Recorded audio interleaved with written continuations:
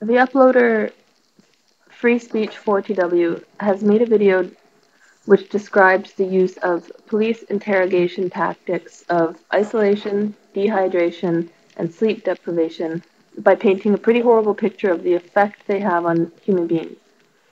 This uploader has not used her right to free speech in any kind of responsible or beneficial way in her discussion, but has rather used them to manipulate people who may not have heard about or done any research about the group called Desteni, manipulating them into thinking that this group utilizes these tactics upon its members. This proposition is absolutely ridiculous and absurd, and it doesn't take into consideration why these awful things exist, but instead takes advantage of their existence to use in her self-interest. The purpose of this anti-hate response video is to inform the viewer first that what this uploader is claiming is simply false, that I, as a member of Destiny, can personally attest to the fact that none of these things has ever, nor will ever, be imposed upon me. Destiny is a group that proposes the principle of what's best for all. The amount of research you would have to do to see where Destiny stands on the issue of torture or any of the aforementioned interrogation tactics is literally to visit the homepage, because there you will see the words equality and oneness right in the upper left corner under the group name Destiny. What does equality and oneness imply? It implies that we as human beings are capable of living on this earth in a manner that takes into consideration that we are all one, meaning we breathe the same air, we share the same space, we share the same earth, and it's all we have. And equality, meaning that no one being is less than another, not in this physical reality at least. We make ourselves greater than or less than in our minds, and we print paper money, which allows some to claim to have more value and right to life than another. But in reality, this is all the creation of man. It exists only in the mind of man, and it has become actual lived inequality through our actions, words, and deeds. And it has been created, and we are capable of uncreating it. So in terms of police interrogation tactics, other than using their existence as a method to manipulate as Free Speech 4TW has done, what can we see, based on their existence, that reflects to us what we have become as humanity? We have become so separated from ourselves that we are capable of harming each other directly and intentionally. We have created a world of zero accountability.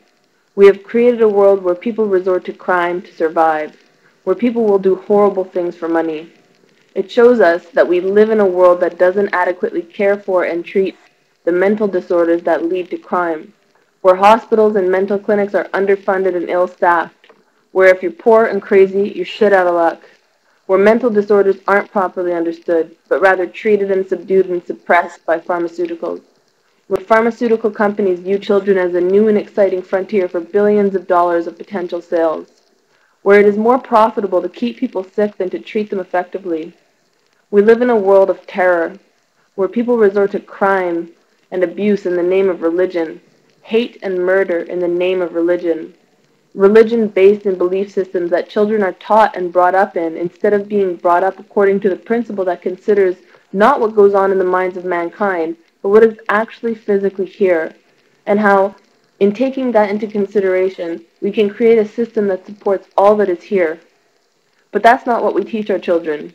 We do not give them the tools to create a better world. No, we create them in our image and likeness so that they can perpetuate the same harm, the same torture, the same hate, and the same terror that has always been here. Police interrogation tactics are just one sign or consequence or outflow of the mess that we live in. It is one tip of one iceberg that no one wants to look at or acknowledge. But the thing is, if you notice in the news, it's all starting to come up. It's like the skeletons in the closet, or the dirt we've been sweeping under the rug. It's all here, all that we've created and silently allowed to exist within us. At Destiny, we're taking the initiative to pull it out, one dirty little secret at a time, and say, yes, we admit to this.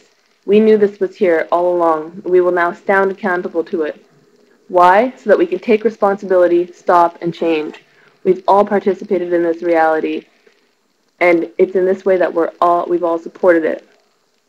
People without access to clean drinking water, who are dying from dehydration, who are starving, who are isolated in their poverty, separated from the rest of the world and hidden because we don't want to look at them, because we can't look at them in the eye and tell them, yes, we supported this.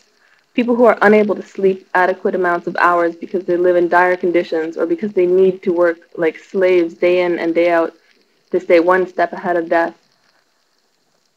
These people can't take a stand against what we have allowed in this world. All they can do is survive and bear the consequences of our actions as we bicker back and forth in silly little videos, spewing meaningless opinions and inflating our egos. People, wake up. See what Destiny stands for and what it's proposing. Dare to take accountability for what's going on in the world. We have to stop and change, and it is possible. And just because we live in these surreal little bubbles of safety and isolation in our developed countries doesn't mean we can go on claiming ignorance. The gig is up. We know better than this now.